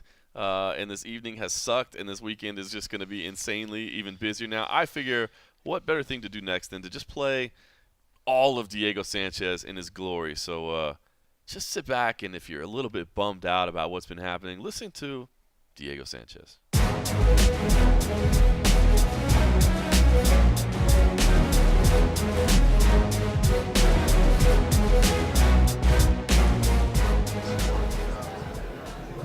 Circumstances surrounding 54 to now. Besides many more fans, much more support, so much has changed. We get paid more. Remember how much you made for 54? I do. Don't want to say? Yeah, I had to work through a contract. It was a lot of work getting through my tough contract, but it was tough. It was tough getting through that tough contract, but I got through it, and I'm in a good place now, and I'm happy with where the sport is, and I'm excited that Reebok has done such a fantastic job. I know that they've been criticized hard. A lot of the fighters were against Reebok, but in the end, it's very professional. I love the gear. I love getting here to the UFC, having all my stuff packed and ready, and just it takes a stress away from things. And of course, I'm at the top pay end of the scale, so I get paid well from Reebok. Some of the other guys, I guess, don't. But for me, I paid my dues to the sport, and that's me getting a little respect back. So I'm happy with that. Do you remember approximately when it was that you stopped having to explain to people what UFC was? Or I'm sure when you were fighting at the beginning, some people you would meet on the street would have no idea what you're talking about. You remember when it would be that it was sort of like, oh yeah, UFC? It's crazy. I still run into people that don't know what it is, but most do. And even if they do, some will pretend that they don't. but UFC is a worldwide recognized, and everybody knows what we're all about. And we're about being the most versatile, adverse sport in the world. And there is just so many different variables between a win and a loss in a man against a man, and the human chess match between the mind, the body, and the spirit. And that is the ultimate competition. All right, last question. Do you remember first meeting Dana White, or when you first sat down with Dana White? I sure do. You know what? I wasn't even. They hadn't even picked me for the show yet, but they pulled me into an office. I remember it was Craig, Dana, Lorenzo. They were all sitting around a table, and I talked to them, and I told them, I'm Diego Sanchez, and I'm gonna be the UFC champion one day. And that's a dream that God put in my heart. And from the start of my career to now, I hold that dream in my heart and in my mind. And right now at UFC 200, I'm prepped, I'm primed, and I'm peaking on Saturday night for greatness. Where was that meeting? Where was the office? The office for that meeting was at the old UFC building. In Vegas. It was the old UFC building here in Vegas. And tryout or something? yeah, we came in for the tryout, and they had us up at the Station Casinos. Yeah.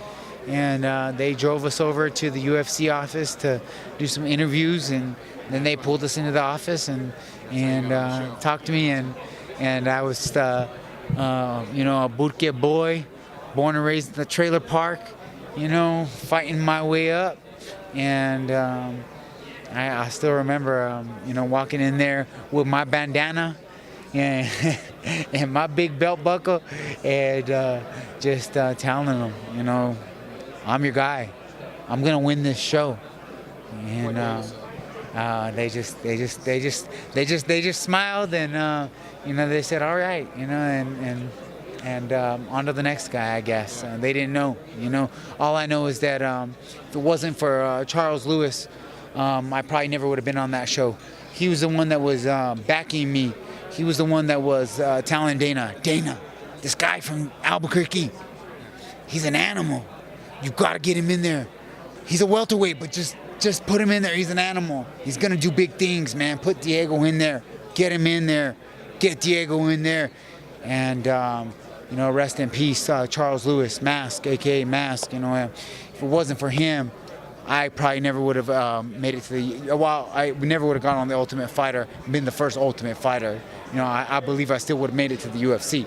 But, my path was through the Ultimate Fighter, and to be a pioneer of a television show that would educate the masses about the UFC and about mixed martial arts, and pull the UFC out of a $40 million debt into, now what is estimated a $4 billion sale. So, here we go, 11 years later, and it's been 10 years, but I'm telling you right now, look at me.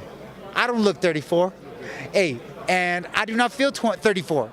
I feel like I'm 24. I feel better than the day that I walked into Dana's office, and I am excited, and I'm just pumped for 200. I just see that 200 over there and that Joe Lozon sign, and I just can't stop staring at it. I just can't stop staring at it because I put 200% for the 200. And that's been my whole thing. 200 for the 200. Can bring home 200 for the 200. 200 bonus. 200 paychecks. I'm bringing home 200. 200 for the 200. That's been the slogan in my mind for this training camp, and it will be 200% for the 200 come Saturday night. Diego, title fight in your weight class tomorrow night. Who do you think wins, Dos Anjos or Alvarez? I don't know. It's a great fight. People will say, oh, you're cutting weight, right? Yeah, I'll be there. I'll be there to see who is the man that's going to hold that belt, because Diego Sanchez, the nightmare is back, and I'm coming for that belt. I have tunnel vision for that belt, and I believe in my dream. I believe in my skills. I believe in my experience. I believe in my team. I believe in my coaches, and I got my mind right, and I'm a new fighter. I'm a new fighter, and this new fighter is, I'm ready for anyone, And right now, I'm excited to go in there and step in the cage with Joe Lozon. The fans are excited for this fight. I'm kind of a little bit bummed that it's on Fight Pass because all my people in Burque, that's Albuquerque for slang, they ain't so much on the technology with all the iPhones. They say, iPhone, what's a Fight Pass? They don't. So I'm a little bit bummed for my Albuquerque people, but I'm hoping they'll figure it out, get their 7-day trial, and find a way to watch this fight because it's going to be epic. It's going to be classic. Man, I hope everybody tunes in on Fight Pass because, you know, I'm going in there and I have a great opponent that's gonna stand in front of me, and he's ready to go to war. I'm ready to go to war. And it's going to be a dominating victory on my part. Diego, you seem like you're very much in the zone right now. How are you feeling going into this fight? You seem very locked in. You know what? I feel fantastic. This is like UFC 196. I had a good weight cut, but this weight cut is a great weight cut, man. Like, my energy is up. I feel great for the fans. I'm about to go walk the strip right now. I'm serious. I'm about to go walk the strip. That's how good I feel. My energy is up. My mind is sharp. My heart is full. My eyes are clear. And after this fight, they might have to say, hey, Joe was just too slow because Diego Sanchez is just too fast. I'm sharp, I'm fast, I'm primed, I'm prepped, and I'm peaking Saturday night. How much confidence did that last win over Jim Miller give you? You know, obviously a nice rebound fight for you back at lightweight. Did that one just really get you back on track and feeling good, get you in this mood? Yeah. Joe Lozon, the Jim Miller fight was a warm-up. It was a warm-up. Joe Silva hit me up, and he's like, 5 weeks notice, Diego, UFC 196. And I was like, Holly Holmes on the card, yeah? Oh yeah, I'm in. That means all my Albuquerque fans are gonna be in Vegas, and I want to fight for them. I want to show them that Diego Sanchez is not done. And so 5 weeks. So it took me about 3 weeks to get in shape. I had about 2.5 weeks to get my timing down, my timing on my takedowns, and you know my striking wasn't the crispest that it's ever been, but you know I went in there, I got the job done, and I didn't take damage. Thanks to Cerebrum Brain Health Centers, they got this back to optimum. They got this where it needed to be. Now I'm seeing punches coming at me. Before I'm just like, I'll take that shot. What? Now I'm just like, oh, there it is. Move there. Oh, here's another one. Moving this. Okay, there's the leg. Catch it. Take him down. You know, I'm a different fighter. Straight up. I'm a different fighter now. And Jim Miller was a little sneak peek. I had a full camp for this fight. I'm in the best shape of my life. I'm in the best health of my life. Look at me. I don't look 34. I am alkaline, alkalized. I mean, I'm on point. And I'm coming to dominate and destruct Joe Lozon. I will find my shots. I will pick my shots. I will land my strikes with precision accuracy. And if he goes down, I'm finishing him with a TKO, with ground and pound. If not, and if he comes forward and he tries to take me out, I might just take him down and be the nightmare. And the nightmare is unlimited conditioning. Unlimited. 10,500 feet running sprints like it ain't no thing. Like it ain't no thing. And this is not just hard work. This is genetic. This is genetic is what it is. It's genetic. I have a history of ancestors who were raised in high altitude. My genetics and my DNA was made for extreme conditioning. I do not get tired at all. And the pace that I'm ready to put for 3 rounds, I trained for a 3-round fight. I trained for 3 rounds of pure sprint. And trust me, Joe Lozon down at Boston, no, he ain't ready. He ain't ready for this. He ain't ready for this. He ain't ready for these lungs. He ain't ready for this. He ain't ready for the strength and the speed that I'm bringing. I'm bringing Roadrunner speed. New Mexico Roadrunner speed. I'm bringing vision. I'm seeing everything, man. I already could see that right hook. I could see that right hook I could see that right hand. I see that everything coming, and I'm gonna dominate this victory. And it's one step to the next step to that title, and that's where I'm going. I'm going to the title. And I haven't heard you mention the title in a while. Was there a moment where it was kind of out of your list of goals? Why are you feeling like you're ready for that again? Totally. So, like, I had got into this state of mind where I was like, oh, one fight to the next, and I just want to put on good fights for the fans, and I just want to have a good showing, and I just want to win my next fight, and like this mindset, that I had, I don't know where it came from, but just the ups and downs of my career, and I'm telling you, I went to Dallas, I got my brain fixed, and I got this shit balanced. I got like the left side of my brain and the right side of my brain, I got that shit balanced. What do you mean by that? I got they did all kinds of exercises on me and studies. They scanned my brain, found all the imbalances, and oh man, my balance was off. Like we do balance testing.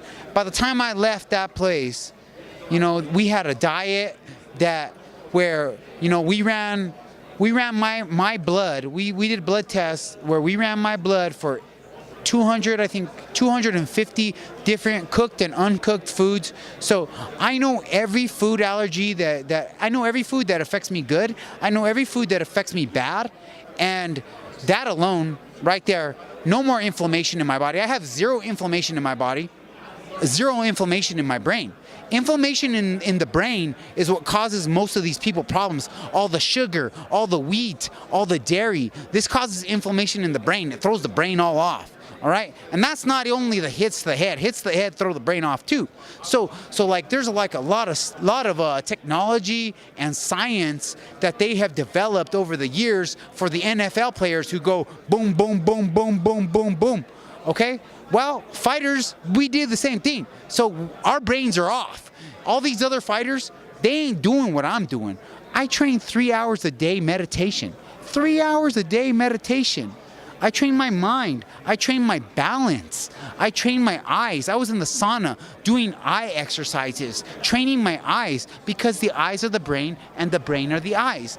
These are things that people don't know. It's the next evolution of the sport, along with all the footwork and all the athleticism, because now these UFC fighters are training like professional athletes. So now some of these guys are much faster on their feet, and you've seen that demonstrated in the Miles Jury fight where he outquicked me on his feet.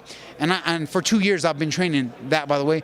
But all that training that I was doing, try to get my feet faster and my hands faster. How is that possible if this is the computer and this is sending the signals to this and to this, and if the signals are and the wire or even the wireless connection is not connected the way it's supposed to be connected, how am I going to generate that speed that I'm supposed to generate, that I'm working so hard for? I figured it out, and this is healthy. That's why all my body looks so healthy. That's why I am brimming with energy and vibrant, just feeling amazing and unstoppable. I'm unstoppable here. I always had a strong mind. Joe Rogan will tell you. I always, I started with the yoga back in 2002. I started meditating back then. I got away from the meditation because, I'm all about Jesus Christ. And so I got away from the meditation a little bit, and I was like, oh, that could be maybe the devil, and all that.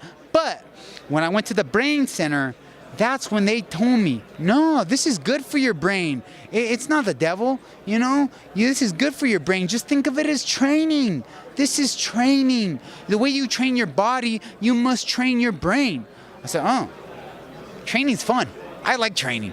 Now, when all the guys at the gym are, my body's catabolic. I need food. I need rest before my next training session. Diego Sanchez is at the gym, outside, in a balance pose, in the ice bath, meditating.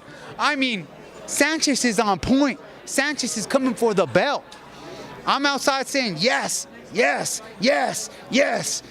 Some of my training partners come, sometimes they look at me when I'm sitting up and I'm just staring at that belt and I'm talking to it and I'm like, I want you, but I know you want me too. We're gonna inspire millions together. We're gonna inspire millions together. Yes, we are. We're gonna show the world dreams come true. And some of my people are like, man, Diego's kind of crazy, huh? But you know who really respects me? It's Jon Jones. He said, Diego, man, I really respect that stuff you do, man. I know there's truth in it, man. I know there's truth in it. And the proof in it, the proof is in the pudding, because my appearance doesn't lie, my energy doesn't lie, and you could ask my training partners, some of the best in the world. My training doesn't lie, because I am performing at the highest level. Ain't no one outworking me. Ain't no one out training me mentally, physically, or spiritually, because Jesus is still at the center of my everything. And that's why now, after Cerebrum, I just kind of got my brain balanced. We found out where, maybe this part of my brain was like this. Maybe my head was always tilted like this. I actually had a forward tilt where I was always walking like this. And that's why I ended up going to Cerebrum, because my chiropractor, he knew the guys that were the owners of Cerebrum, and he's like, Diego, you need to get to Cerebrum. He told me for 2 years, because I was always leaning forward. He was always having to adjust me, but it wasn't that my body was off. It was that my brain was off. Once I fixed my brain, boop, my body went back to where it's supposed to be. Now, I'm an advocate for it. Cerebrum Brain Health Centers, they sponsor me now. So after every fight, I'm there. After every time I get hit hard in the head, I'm there. We fix that brain quick. And that's what they told me. They said, after every fight, you have to be here. We have to check you out. We have to run brain scans, for the future so when you walk your daughter down the aisle, that you're cognitive, that you're functioning at an optimal till your older age. And not let alone, the diet. And my secret, but it's not a secret because I share it with everybody, and I'll share it with you right now, is the Kangen water. I believe Rafael Dos Anjos does it. He tries to keep it a secret. Misha Tate does it. She tries to keep it a secret. Diego Sanchez ain't sharing. I'm not stealing the secret. I'm not greedy. I want people to be healthy. I want all these fighters to be optimal. Kangen water is a way of life. You want to find out about it? Follow me on Instagram. Follow me on Twitter. I do posts. I talk about it all the time. Look at me. I am looking younger than I've ever looked. I'm healthy. I am vibrant. I am full of energy. I used to have to sleep 8-9 hours. Now I sleep 5-6 hours. I wake up. All right, let's meditate. And that's the truth. I ain't lying to you guys, man. And with all this newfound just rebirth, I would call it. I would call it rebirth. With this rebirth, I'm ready to dominate in every way. Dominate life. Dominate my mind. Dominate my body. I'm dominating. And you know what? People can be naysayers. They could be haters. But you know what? Diego Sanchez has been dusting his shoulders off for a long time. And I will continue to dust my shoulders off. But something has changed. You won't see a Gilbert Melendez. You won't see a Martin Kampmann type of fight no more. Because these eyeballs are seeing punches coming now. I'm seeing stuff coming. And I'm moving. I'm seeing kicks coming. And I'm catching. And it's a different fighter. And you guys got a little tiny glimpse of it in the Jim Miller fight. But I hadn't even gone to Cerebrum yet. They had came to Albuquerque for 5 days, worked with me for 5 days at the gym, and I had tremendous results. 2 weeks after my fight with Jim, I was in Dallas, and we were going to work. We were fixing this brain, and with steady consistency in daily exercises for the mind, meditations for the mind, there has been just a change inside and out. And it's leading up to greatness, and all I can say is this is destiny. Just like Michael Bisping found his destiny and won that championship belt when no one thought he could. Oh yeah, Diego Sanchez, yeah, I'm cutting weight. But you know what? I feel great. And come tomorrow night, I'm not going to be suffering like all the other fighters. I'm going to be in the front row watching Dos Anjos and Alvarez get it on. I will be analyzing every move. I'll be fasted, in a fasted state. No food, no water. Right here, with my eye on that belt. Because it doesn't matter who has it. And the guy that I want to fight, you know, is Joe Lozon. Yeah, he's right over there. I want to fight him. He's next. But thank you for the time, Diego. The guy that I want to fight is Khabib. I want the guy that's 22-0. That's the greatness I'm going for. So I'm calling you right out. I'm calling you out right now, Khabib. I'm calling you out. I want you. I want you.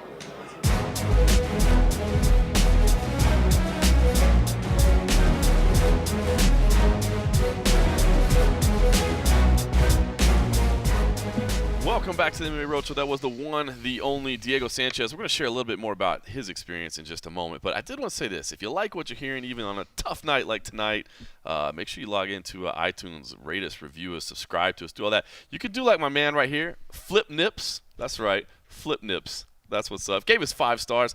He said, listen, I found this podcast after MMA Junkie Radio read an iTunes review on air. The review explained why the listener only listens to the Roadshow. I thought, thank God. Wait, they're talking bad about MMA Junkie Radio there. I can't. I couldn't read that. Edit points. Edit Hold that on, out. Let's see. The blah, blah, blah. Ellipses. All in all, it's a great podcast, and one thing is for sure. These dudes are savages that would drink in church. Thanks for the great podcast, guys. Thanks, front man, Flip Nips. I don't know about all that the middle stuff there, but the front was good.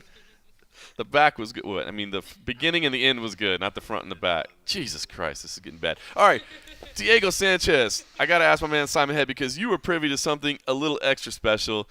After Diego Sanchez held court and just chatted up the young Mike Bohn for quite some time, we walked off, and then you were treated to a little something extra between Diego and Joe Lozon. It was gold. And as is always the way with these things, it was completely unplanned. Basically, what I was going to do, Diego had given me this absolutely crazy staring monologue into my phone when I was doing a Facebook Live earlier. So I figured, let's get him to do something similar again on a half-decent camera so I can use it as a standalone. So I went over there with this little camcorder that you can record selfie video on. I was going to give him the camera and say, can you do this for us? I had to wait my turn. Gareth A. Davis was conducting what seemed to be a 3-hour discussion with him. And then after that... Oh, shit. UK MMA beef, MMA media beef. And then after that, Mark Raimondi just had one question for him, so that was another 20 minutes. And then by the time it got around to me, I'm just about to ask him a question, and then Joe Lozon appears over my left shoulder with a bottle of water, using it as an impromptu microphone, says to Sanchez, so tell us how your fight's going to go this weekend. And Sanchez like, I'm going to kick this guy's ass. I'm going to kick this guy. And then they just start riffing. I think this is too good. Hit record. And then next thing we know, we've got a full-on scrum going on with about 20 or 30 media members, people holding yourself holding a camera at sort of high enough to take down low-flying aircraft in order to try and get a viewing angle.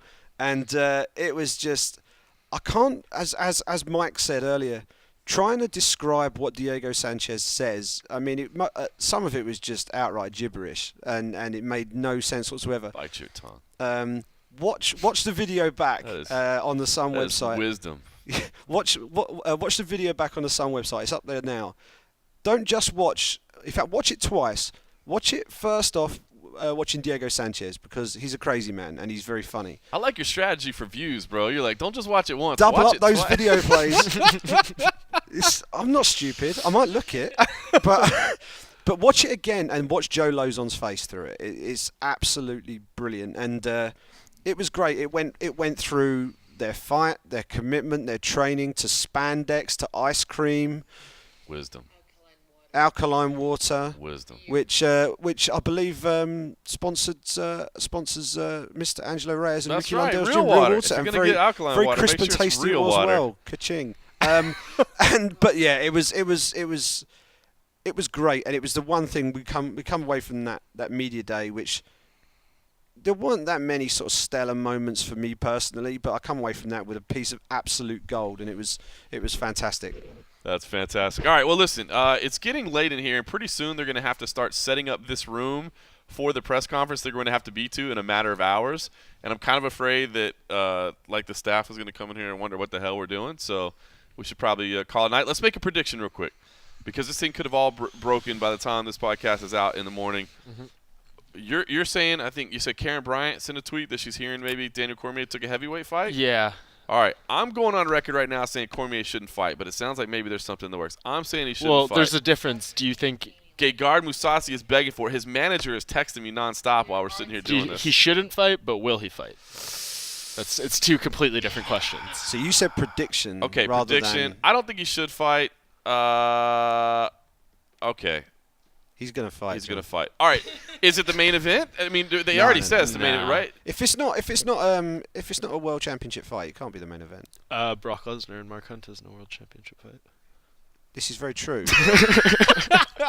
but other than that, unless you bring out an A-lister, unless you stick him in with an A-lister, then I think he loses his spot. But I agree with John. He shouldn't fight. I think mentally he's not in the right spot.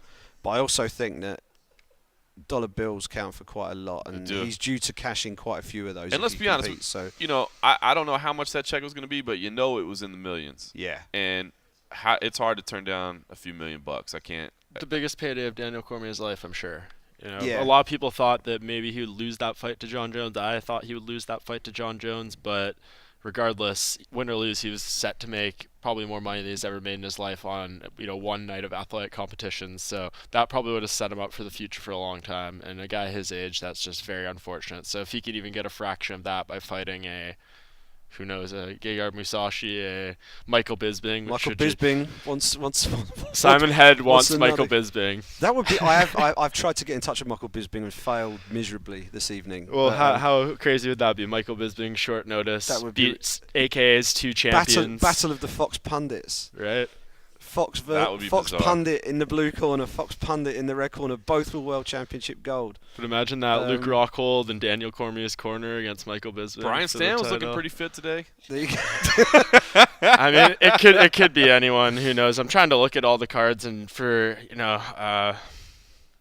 I don't know. There's only 2 heavyweights scheduled to fight this weekend. Right. That's Roy Nelson and Derek Lewis. So Derek Lewis, get Derek Lewis in there. I imagine it's not either of those two. I don't think there's any other heavyweight fights on the card or on any of the 3 cards. So I don't really know what we're looking at here. I don't know what's reports Karen Bryant is getting, but.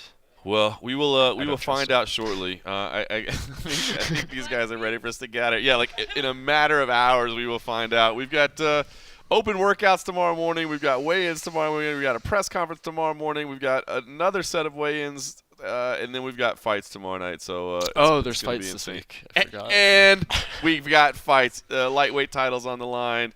The Black Beast in Big Country in a co-main event. By the way, that stare down. That was a stare down. That was a stare down. Big Country was not happy with the Black Beast getting up in his face. Well, he was trying to make a joke of it, and Derek was not finding any amusement in that whatsoever. He was just staring a hole through him. It was good. All right, well, we've got to get rid of the evidence here before people start getting in here. So let's wrap that up, and let me just say thanks for listening. All right, and we are rolling. Yeah, Fernanda, let me hear you again. Hey.